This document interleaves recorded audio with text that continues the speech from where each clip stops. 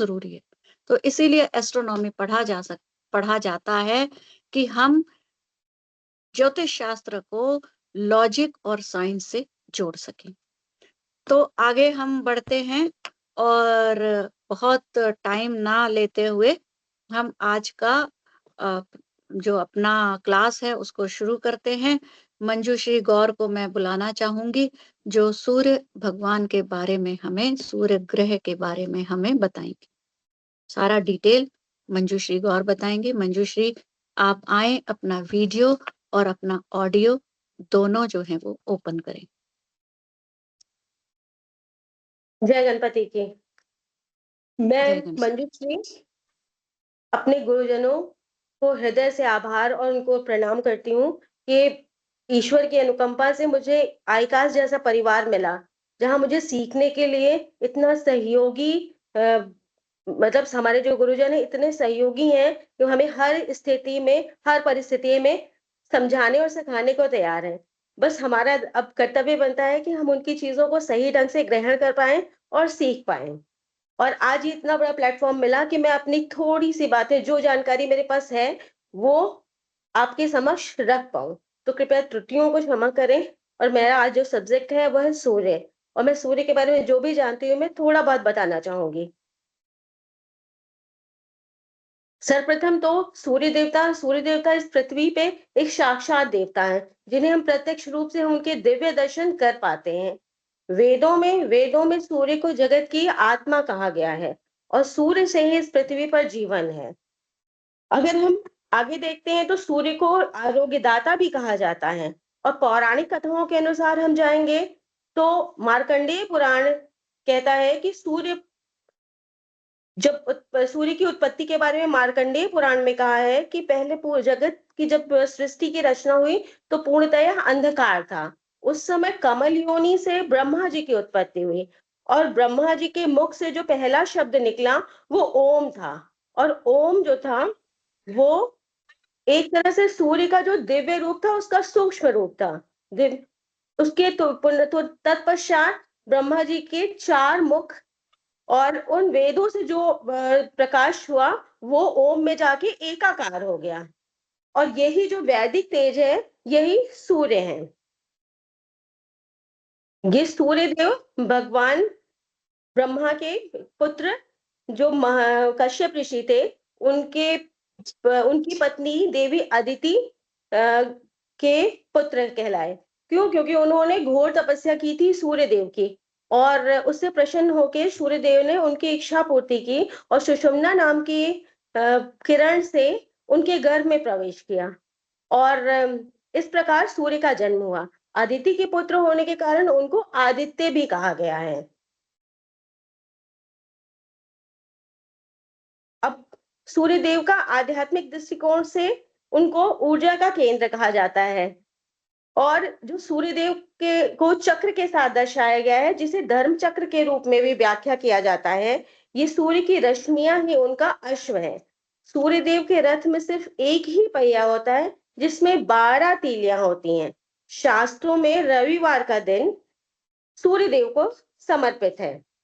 अब सूर्यदेव का हम खगोलीय परिचय जानेंगे तो सौरमंडल के केंद्र में स्थित ये एक तारा है, जिनके चारों तरफ पृथ्वी और अन्य अवयव और ग्रह घूमते हैं। और ये सूर्य जो है सौरमंडल का सबसे बड़ा पिंड है। इसका व्यास लगभग 13,90,000 किलोमीटर है।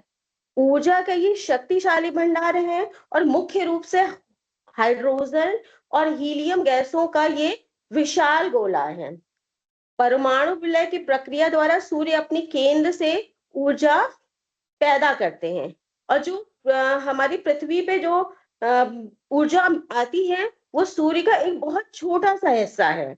और ऐसे तो देखने में सूर्य का रंग पीला दिखता है या नारंगी दिखता है, लेकिन असली रंग उनका सफेद है। उनकी जो रश्मियां हैं, उनकी जो किरणें हैं, उसमें सारे रंग समाये हुए हैं।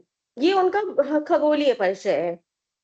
अब अगर हम एस्ट्रोलॉजी की तरफ से जाएं तो एस्ट्रोलॉजी में सूर्य का बड़ा महत्व है, क्योंकि सूर्य से ही हम व्यक्ति की आत्मा, वो आत्मा, उसका शारीरिक गठन, उसका प्रेजेंट, जैसे हम कहते हैं ना, उसका प्रेजेंटेशन उसका वहीं से दिखता है कि एक व्यक्ति में सूर्य का क्या स्थान है। ज्योतिष में सूर्य को मान सम्मान, उच्च पद, नेतृत्व क्षमता का कारक माना गया है। सूर्यदेव को सिंह राशि का स्वामित्व प्राप्त है। सूर्यदेव मेष में उच्च के और तुला में नीच के होते हैं। कुंडली में अगर सूर्यदेव उच्च के हो तो करियर में सफलता, मान सम्मान, प्रशासनिक लाभ मिलता है। सूर्यदेव को ग्रहों में अधिपति का स्थान प्राप्त है।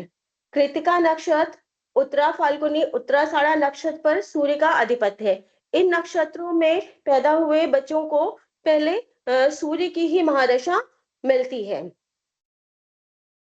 सूर्य जन्म कुंडली में जिस भी स्थान पे बैठा होता है, जातक को उसी के अनुसार उसका व्यक्तित्व मिलता है। और सूर्य एक तरह से प्रथम भाव का कारक है, पिता का कारक है।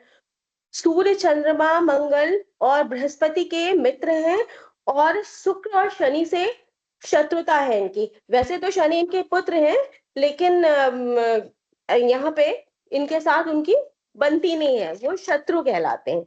और वैदिक ज्योतिष में सूर्य का प्रत्येक भाव में अलग अलग प्रभाव पड़ता है। जैसे प्रथम भाव में आए तो प्रथम भाव इस बात का संकेत करता है कि जातक का जो स्वभाव है वो स्पष्ट और उदार होगा। उसी प्रकार जब द्वितीय भाव में सूर्य है तो सूर्य जातक को समृद्धिशाली बनाते हैं। इसी प्रकार तृतीय भाव में सूर्य व्यक्तित्व में विशेष प्रकार का जो आकर्षण प्रदान करता है, और साथ में क्योंकि वो तृतीय भाव का है इसलिए वो पराक्रम भी दर्शाता है। चतुर्थ भाव का सूर्य आर्थिक रूप से समृद्धिशाली तो बनाता है और आपको बचत करने की तरफ भी आपकी प्रवृत्ति करता है। इसी प्रकार पंचम भाव का सूर्य सदाचारी बनाता है और छठे भाव का सूर्य आपको पराक्रमी बनाता है और शत्रुओं को परास्त करने की पूरी क्षमता देता है। इसी प्रकार अष्टम भाव में कुछ अच्छे परिणाम देता है और कुछ परेशानियां भी देता है। सूर्य ग्रह की स्थिति नवम भाव में लंबी यात्रा कराती है। दशम भाव में सूर्य कुछ अनुकूल परिणाम देते हैं। एकादश के भाव में जो सूर्य की स्थिति है वो शुभ परिणाम प्रदान करती है। द्वादश भाव में सूर्य अच्छे फल नहीं देता, लेकिन अगर आप धार्मिक कार्यों में लगे हैं, जैसे आप अस्पताल है, कोई अनाथालय है या इस तरह की चीजों में आप अगर लगते हैं जो धर्मार्थ कार्य होते हैं, तो सूर्य आपको प्रसिद्धि और सफलता प्रदान करता है। इसी प्रकार सूर्य का हमारे जीवन में बड़ा प्रभाव है। लोग सूर्य को, जिनके सूर्य अच्छे नहीं होते उनको करने के लिए लोग बहुत आराम से कहते हैं ना कि सूर्य को आप सुबह उठ के जल दीजिए, उगते सूर्य को जल देने से लाभ मिलता है। सूर्य का जो धातु है वो है तांबा, लोहा, और इसीलिए तांबे के लोटे में जल देना बड़ा लाभकारी होता है। सूर्य कभी वक्री नहीं होते। तो सूर्य भगवान का हमारे जीवन में जितना असर है, उसी प्रकार अगर हम जातक की कुंडली के साथ देखें तो सूर्य ऐसे तो क्रूर ग्रह कहा जाता है, परंतु पिता की तरह वो क्रूर होते हैं और पिता की तरह ही वो पालन करते हैं और गलतियों पे संहार के रूप में वो हमें पनिश भी करते हैं। तो हम उसको क्रूर ग्रह तो नहीं कह सकते, पर हाँ, सख्त जरूर है। तो इसी प्रकार मैं अपने शब्दों को विराम देती हूँ। त्रुटियों को क्षमा करें। धन्यवाद।